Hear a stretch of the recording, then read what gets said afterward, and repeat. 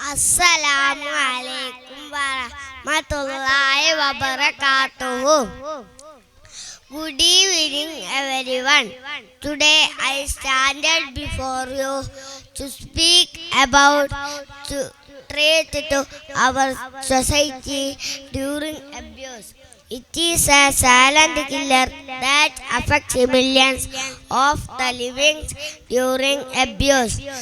Jesus drugs destroyed our body, drinks, families, and future.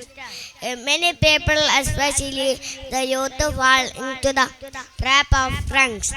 Drugs destroyed our body, drinks, and relationship.